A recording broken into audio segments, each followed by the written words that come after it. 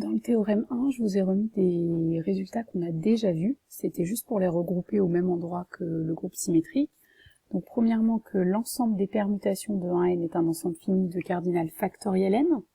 Donc ça on l'a démontré dans le chapitre sur le dénombrement. Et ensuite que Sn muni de la composition, qui est une loi de composition interne, est un groupe. Son élément neutre est l'identité. C'est pour ça qu'on l'appelle le groupe symétrique. Et par contre ce n'est pas un groupe commutatif. Vous avez vu juste au-dessus déjà un exemple. Donc, je ne redémontre pas ces résultats, mais vous devez savoir le faire.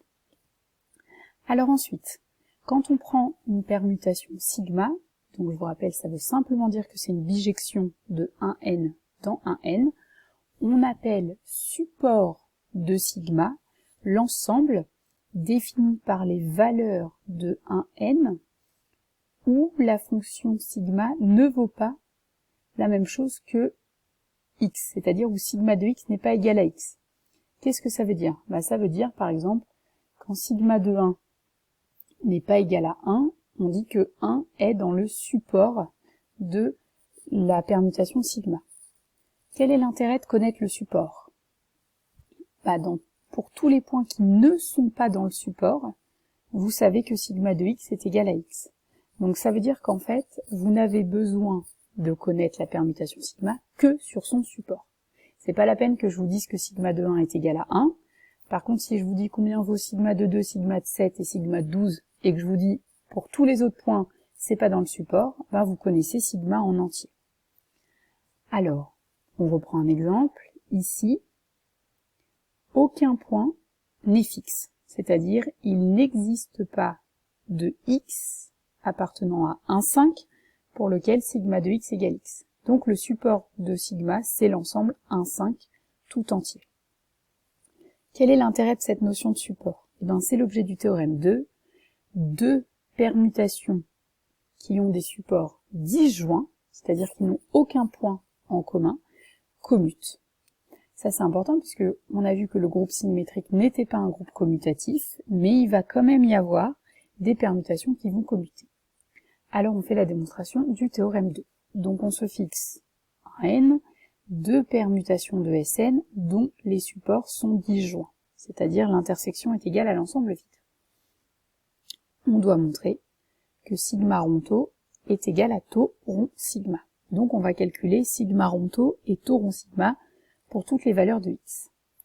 On va quand même découper en 4 éléments x, donc on commence dans le premier point à prendre x appartenant à n qui n'est ni dans le support de sigma, ni dans le support de tau.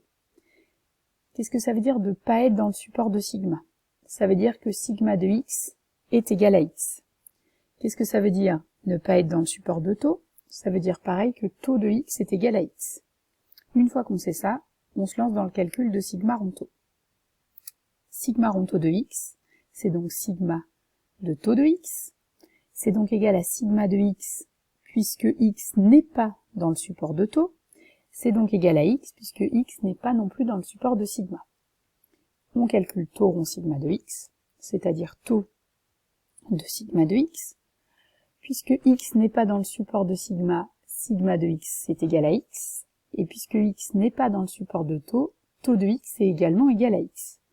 Donc finalement, on a bien que tau rond sigma égale sigma rond tau. Ensuite, on prend un x qui est cette fois dans le support de sigma, mais qui n'est pas dans le support de tau. Et on fait pareil, on calcule sigma rond tau de x. Alors c'est pareil, ça fait sigma de tau de x. Puisque x n'est pas dans le support de tau, tau de x c'est égal à x, donc sigma rond tau de x est égal à sigma de x. Maintenant, on va calculer tau rond sigma. Pour ça, on doit d'abord faire quelques petites remarques. Tout d'abord, puisque x est dans le support de sigma, ça veut dire que sigma de x est différent de x. Et puisque l'application sigma est une bijection, en particulier elle est injective, donc si vous avez deux points qui sont distincts, leurs images sont également distinctes. Donc, ça veut dire que sigma de x est différent de sigma de x. Donc ça veut dire que sigma de x est dans le support de sigma. Ok, si on revient à la définition du support.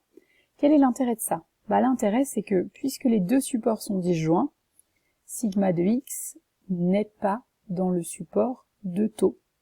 Ce qui veut donc dire que taux de sigma de x est égal à sigma de x. Et donc finalement, on a bien sigma rond taux qui vaut sigma et taux rond sigma qui vaut sigma. Dernier point qui reste à faire, c'est quand x est cette fois dans le support de sigma, mais pas dans le support de taux. Vous pouvez faire exactement la même démonstration en échangeant le rôle de sigma et de taux. Donc, ces trois découpages-là de l'ensemble 1n nous montrent que sigma rond taux est toujours égal à taux rond sigma, donc on a bien de façon générale que taux rond sigma est égal à sigma rond taux, à condition, vous faites attention, que sigma et taux n'aient pas le même support, c'est-à-dire qu'il n'y a pas de point qui n'est ni fixe pour sigma, ni fixe pour taux.